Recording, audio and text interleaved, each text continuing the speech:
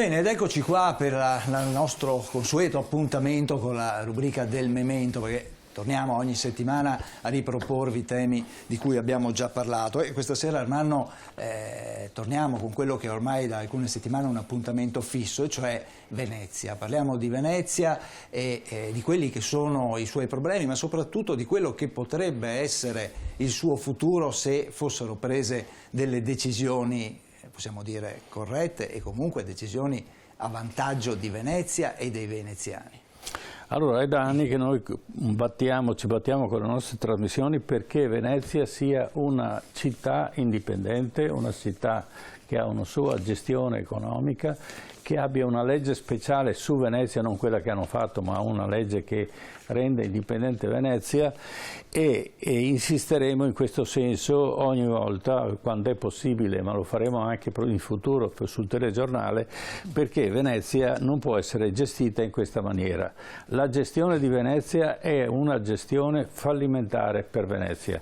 Quindi la speculazione che le grandi multinazionali, che spesso i veneziani o qualche politico particolare che ha responsabilità di Venezia vuole sfruttare di Venezia. Per esempio il parco, che non c'entra niente con Venezia, ma poi l'Europa ha rifiutato di fare una spesa pressoché inutile, perché naturalmente il PRR è un'altra cosa rispetto a quello che i nostri politici fantasiosamente presentano come progetti. E quindi è tempo che ci diamo una mossa. Venezia non ha più tempo di aspettare, perché Venezia è in gravi situazioni anche strutturali. Venezia sta crollando, certo. Venezia sta affondando, quindi o c'è un'immediata presa di posizione e avere il tempo tecnico poi per sopperire a quelle che sono le esigenze veneziane, se no Venezia è finita. Abbiamo con noi due persone, diciamo illustri, che sono stati ancora ospiti da noi, ma che ci aiutano in questo senso a far capire anche ai veneziani che la dignità dei veneziani è la vita di Venezia. Certo, Venezia non è nulla senza i veneziani, e allora noi abbiamo. Certo, allora abbiamo in collegamento, e lo ringrazio, l'avvocato Giorgio Suppiei. Buonasera, avvocato Suppiei. Buonasera, vi ho raggiunto, anzi ho raggiunto un porto sicuro, perché per parlare di Venezia bisogna sempre essere presente con voi, grazie. Ecco. E sono dalla sede di Porto Velico, dove sono arrivato velocemente in barca per fare in tempo a collegarmi con voi. La ringraziamo. Giorgio Suppiei è un rappresentante di molte associazioni, fa parte di molte associazioni culturali veneziane, tra cui è presidente dell'associazione Arzanà, che si occupa di imbarcazioni storiche di Venezia. E saluto in collegamento, non so se riusciamo a vederlo anche, Michele Gervasuti della Fondazione Gervasuti. Buonasera, la sentiamo per il momento, eventualmente possiamo restare. Eccoci, siamo qua, sempre al diporto, siamo qui. Eccoci. Bene, bene, quindi siete qua. Ermanno, allora, parlavamo di una Venezia unica, di una Venezia speciale, e noi è da tanto tempo, da tempi diciamo anche abbastanza lontani, che sosteniamo la necessità che venga istituito venga riconosciuta una specialità a Venezia, è anche uno statuto speciale. Ma Venezia è speciale, non occorre spiegarlo. Certo, allora... Quindi il problema è farlo capire ai politici che si vogliono sfruttare Venezia a modo loro. Venezia non va sfruttata, Venezia va lasciata libera a crescere a modo suo. I veneziani sanno come gestire Venezia, però se viene tolto la possibilità ai veneziani di gestire Venezia, è inutile che venga uno da Roma o venga il Salvini della situazione, la Meloni, piuttosto che qualcun altro di qualche altro partito di sinistra che ci spieghi cos'è Venezia. Venezia non ha capito niente di Venezia. Venezia è cresciuta perché c'erano i veneziani veneziani hanno costruito Venezia, e quindi i veneziani sanno che cos'è Venezia. Se no, se arrivano i 240.000 turisti, le invasioni barbariche del turismo veneziano, è tempo di dare un taglio. Certo. Invece fare un turismo, se questo è necessario, e creare dignitoso, e creare invece una Venezia operativa e soprattutto una Venezia che sia indipendente. Prego. Allora, avete detto, Venezia è speciale di nome, ma soprattutto di fatto. Certo. Nel senso che è una città che nella sua storia è nata vissuta sull'acqua e dell'acqua ha fatto le sue mura difensive, la sua vita e la sua ricchezza e la sua fortuna, anche perché in tempi in cui, e sono peraltro ancora attuali, in cui le vie di navigazione sono uno dei modi migliori con cui viaggiare con mercanzie, e questo vale anche nei tempi moderni, perché il traffico via mare è sempre con l'Oriente, è sempre una cosa importante, ha bisogno della sua specialità. L'averla omologata a essere una città qualsiasi e soprattutto avere una legislazione delle città di terraferma e delle altre città italiane è stata la sua condanna, perché soltanto attraverso una gestione speciale e con un'organizzazione amministrativa e con una legislazione soprattutto di natura fiscale che consenta a Venezia di avere dei vantaggi dalla sua specialità invece che degli handicap, si riesce a ottenere la sua salvezza. Siamo nel mese in cui il numero di posti letto per i turisti, quelli tra l'altro accreditati, quelli segnati ufficialmente, ha superato il numero di posti di letto dei residenti veneziani. E sappiamo che i residenti veneziani sono anche meno di quelli che sono nominativamente, perché fra i residenti veneziani ci sono diverse residenze di comodo di persone straniere che prendono la residenza per motivi fiscali, per avere agevolazioni fiscali, e perché chi gestisce anche in maniera così un po' avventuriera i bed and breakfast, in realtà si prende la residenza di comodo perché devi avere un residente per poter gestire l'attività di locazione turistica di bed and breakfast. Ecco, io aggiungo anche un'altra cosa che è importante. La separazione amministrativa avrebbe garantito l'unicità di Venezia e consentire a questa entità, quindi alla città di Venezia, unita a Mestre, una normativa speciale, è una cosa che non è mai stata riconosciuta, meritevole di essere accolta, perché Mestre in realtà non ha una specialità. Mestre è uguale a Treviso, a Padova, a Rovigo, eccetera, ha delle sue cose, non ha le stesse necessità specifiche della città d'acqua di Venezia. Allora, per fortuna, un paio di mesi fa, eccetera, è entrata in vigore la modifica all'articolo 119 della Costituzione, che è stata prevista per consentire una legislazione speciale alle isole italiane, per cui si è detto chi vive in isola, e questo valeva per l'isola d'Elba che ha fatto da capofila questa riforma normativa, ma vale soprattutto per Venezia che isola è, per il Lido, per Murano, Burano eccetera, di poter garantire anche senza modifiche nella Costituzione, che garantisce il principio di uguaglianza sul territorio nazionale, a situazioni diverse consentire trattamento uguale sarebbe stato una violazione del principio di uguaglianza, perché chi è isola da adesso può godere di questo. Io aggiungo anche che col Movimento Venezia Autonoma, che è un'associazione che tanto si è dato da fare per il referendum sulla separazione amministrativa, abbiamo già cominciato a lavorare a una proposta e a stendere una normativa speciale per Venezia che dovrebbe essere la nuova legge speciale.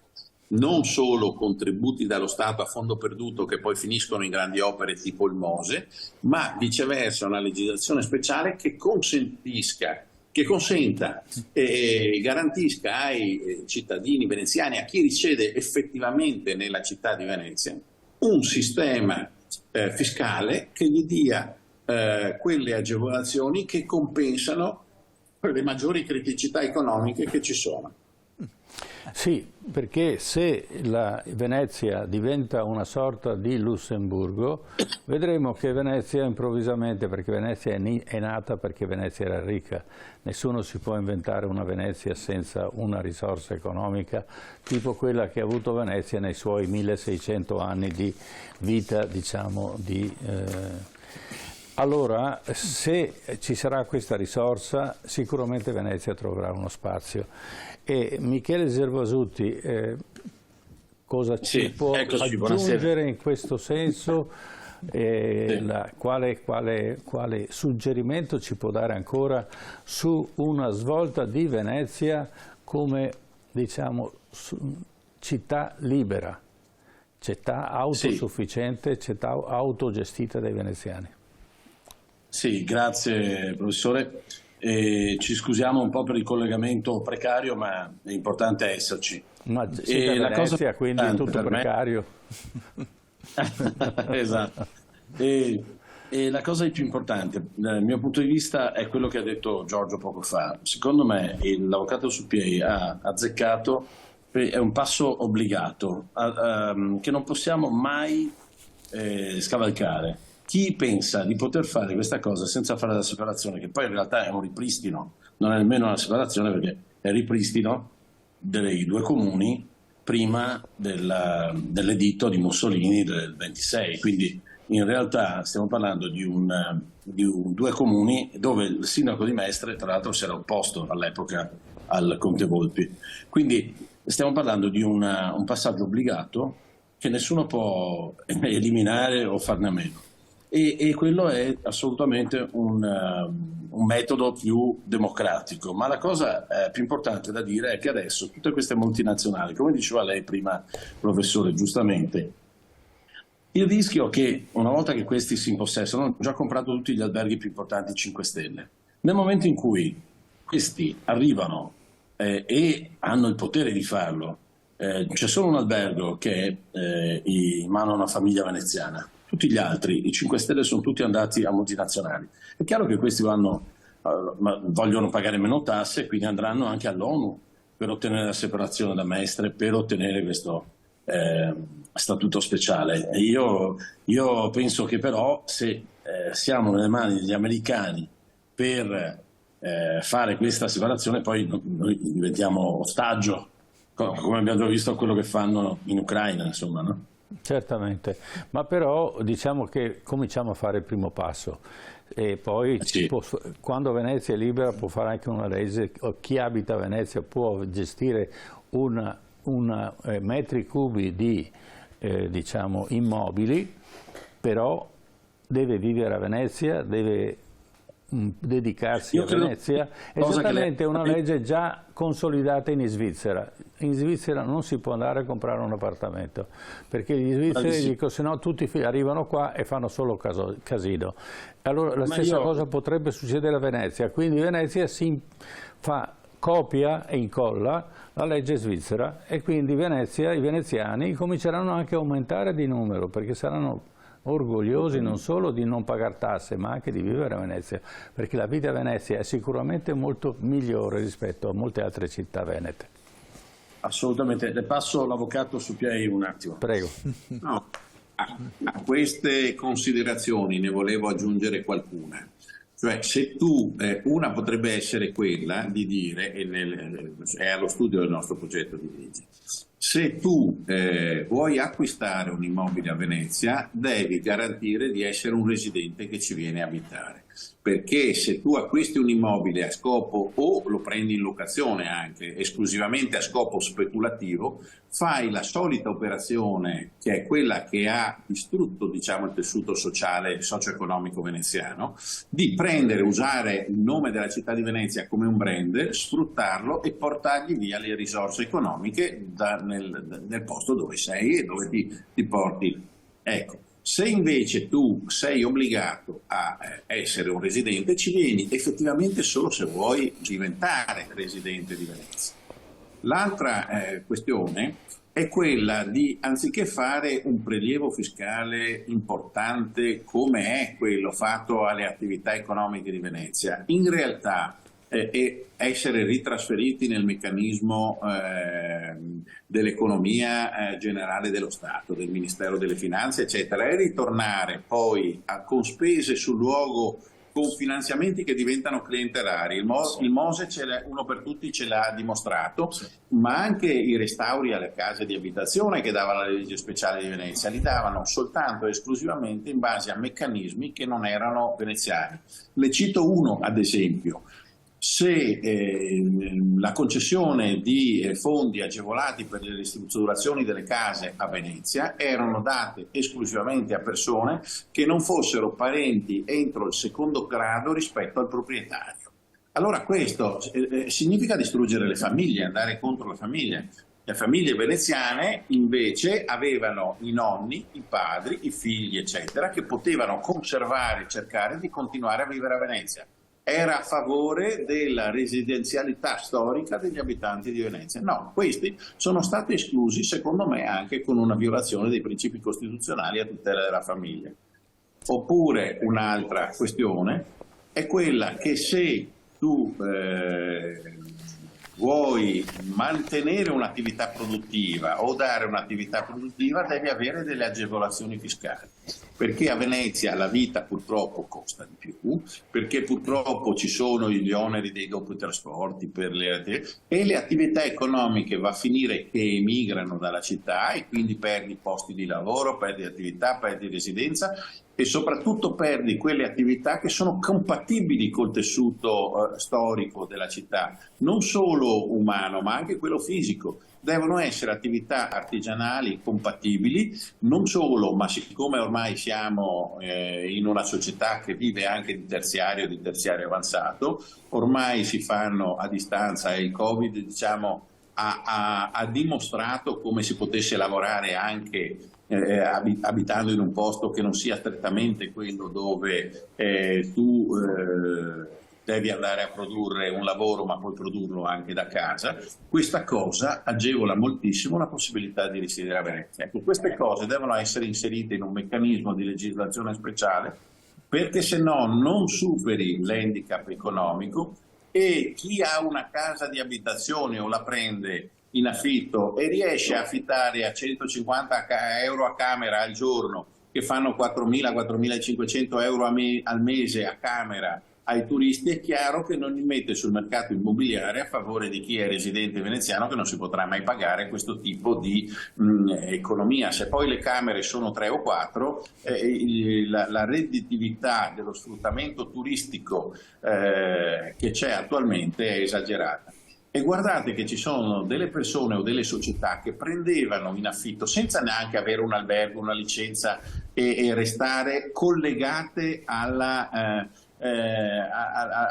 autorizzazioni amministrative necessarie, prendevano in affitto 30, 40, 50 appartamenti e gestivano di fatto degli alberghi diffusi in città, perché voi capite che 3 camere da bed and breakfast moltiplicato 50 fa 150 camere, cioè è un grande albergo, non è una cosa modesta. Sta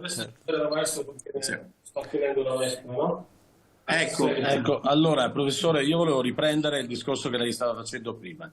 Sì. Mi interessava molto quello che lei mi diceva poco fa e lo trovavo estremamente importante. Uno vuole vivere, deve assolutamente avere questo rapporto con la città di Venezia di rispetto, ma anche, come diceva lei, vuole fare il gondoliere a Venezia? Benissimo, paga, cioè non può sfruttare, altrimenti va sull'Osellino a Mestre o al Canal Salso con la gondola. Bisogna entrare in questa dinamica un po' di provvedimenti che per alcuni saranno forse anche antipopolari, ma in realtà per noi veneziani veri sono un dovere civico, una cosa che qualsiasi veneziano di coscienza lo fa. E quindi non bisogna sottovalutare, poi non bisogna neanche generalizzare, perché poi è anche vero che succede, come spesso è accaduto, che poi in realtà vengono fuori i veri numeri di certe categorie, no? Anche certo. Gli artigiani. Ma qui abbiamo un meccanismo molto semplice. Allora possiamo istituire un contributo di cittadinanza. Il cittadino veneziano non solo non paga le tasse, ma eventualmente se mette su famiglia e figli viene pagato, viene incentivato, perché riceverà dei contributi e questo vuol dire ripopolare Venezia. Seconda cosa, chi sfrutta Venezia e abita fuori, paga 10 volte le tasse di quello che normalmente si paga. Così abbiamo risolto tranquillamente il problema. Allora quelli che sfruttano vanno a abitare a Venezia, poi se hanno soldi possono anche affittare qualcos'altro, ma L'altro aspetto che abbiamo fatto un servizio proprio 2 giorni fa nel telegiornale sono le case dei popolari. Allora ci sono 1200 appartamenti, vado a memoria un attimo, può darsi che sbagli di qualche decina, che sono sfitti e sono in fase di potrebbero essere ristrutturati, ridati ai veneziani con l'obbligo di vivere a Venezia e con la possibilità anche di ottenere quei contributi di cui parlavo prima. Quindi 1000 appartamenti cosa vuol dire? Vuol dire che sono almeno 4 persone dentro un appartamento, vuol dire che sono 4000 veneziani che tornano a Venezia e che sono felici di tornare a Venezia, che possono tranquillamente contribuire a creare la nuova vita dei veneziani. Prego. Sì, condivido appieno quello che ha appena detto, perché sono numeri poi tra l'altro che solo Brugnano negli ultimi anni ha fatto perdere. Ieri c'è stato un consiglio comunale, colgo l'occasione per ricordarlo, dove centinaia di persone sono state lasciate fuori, erano fuori dalla porta, giù, addirittura sono state lasciate giù fuori da Coversetti, quindi un gesto antidemocratico. Di sopra c'è stato urla, dimettiti, le hanno urlato di tutto, e lui, malgrado questo, ci sono tutti gli estremi per le dimissioni, visto che è stato già negato sia dallo Stato italiano, sia dal governo, ma sia anche dall'Europa. Qualcuno ha detto, vabbè, allora Bosco dello Sport puoi farlo, basta che tu faccia l'orso, così ti spariamo. Qualcuno ha fatto anche la battuta. Quindi il problema è che adesso veramente questo uomo è scappato, ha fatto una dichiarazione, è scappato via, come fa sempre, non ha affrontato i cittadini, poi quando li affronta, come abbiamo visto su Report, li ha offesi, ok? E ha offeso i giornalisti, la categoria dei giornalisti, torniamo sempre sul discorso di Assange, della libertà di informazione, è una cosa diabolica quella che è accaduta, e poi con i veneziani è evidente che lui ha proprio un odio atavico, cioè va oltre a una questione di suoi interessi personali. Secondo il mio parere lui ha proprio un disegno di genocidio, cioè è una parola forte, però secondo me è con altre armi rispetto a quello che è accaduto durante la Seconda Guerra Mondiale o quello che è accaduto in Ruanda, però il concetto è uguale, è identico. Lui usa altre armi e con queste armi qua riesce a eliminare, come abbiamo detto prima, lei parlava di 4.000 persone che rientrano, veneziani che possono rientrare con quegli appartamenti sfitti, e lui li ha già eliminati negli ultimi 2 anni. E poi volevo ripassarvi subito l'avvocato Suppiei, sì, e poi dal discorso che faceva prima. A più tardi. Certo, prego. Prego, dovremo avvocato. chiudere dopo, avvocato. Ecco, grazie. Io spero che ci sia una sensibilità. Ovviamente avremo l'Europa, perché molto più che non il governo italiano nazionale, l'Europa è attenta alle questioni veneziane. Si è visto col famoso Bosco dello Sport come abbia immediatamente dato l'allerta che i fondi anche per la salvaguardia di Venezia non sono quelli da destinare alle attività sportive delle società sportive, anche se sono seguite dal pubblico della tifoseria, e i fondi per la salvaguardia socio-economica non devono essere utilizzati per fare stadi di calcio o palasport per la squadra Reyer del sindaco, a cui tutti i veneziani vogliono bene, ma ci sono altre priorità.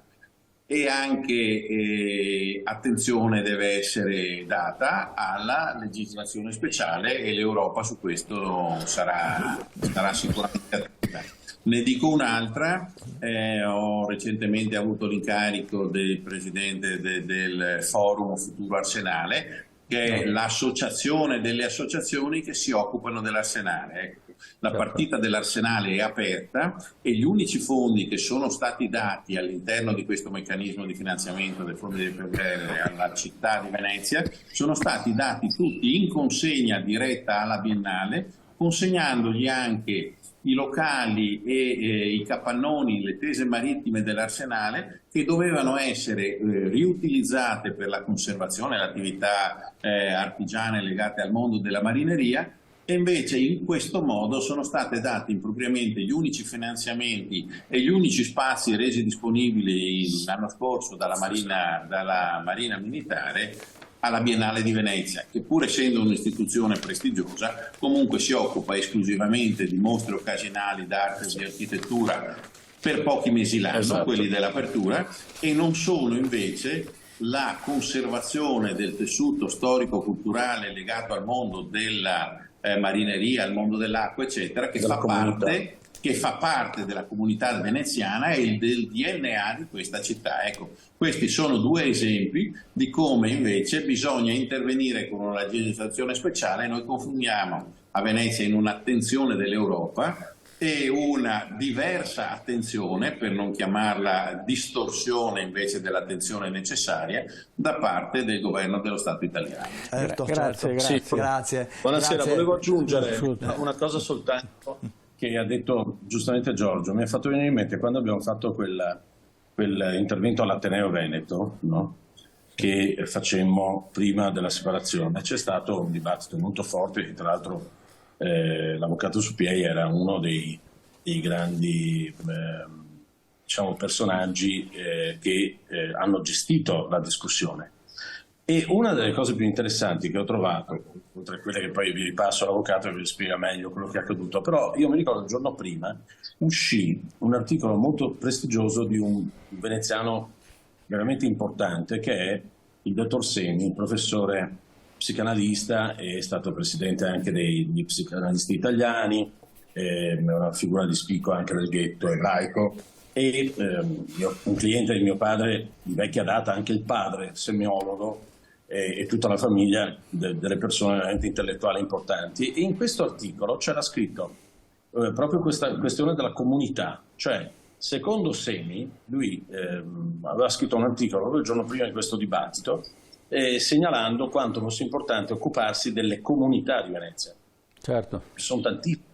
E diciamo che in questo momento qua, ecco perché dico che c'è un genocidio in corso, perché è quello a cui punta, secondo me, Brugnaro, questa amministrazione, ma non soltanto. In molti, quelli che speculano, puntano molto a distruggere le varie comunità esistenti, da quella della marineria o della carpenteria, piuttosto che tutto quello che è il mondo diciamo legato all'acqua, no? Di Venezia, sì. Ma anche, faccio un esempio, varie comunità come appunto quella ebraica che si riferiva a Semi, ma non soltanto, anche delle isole.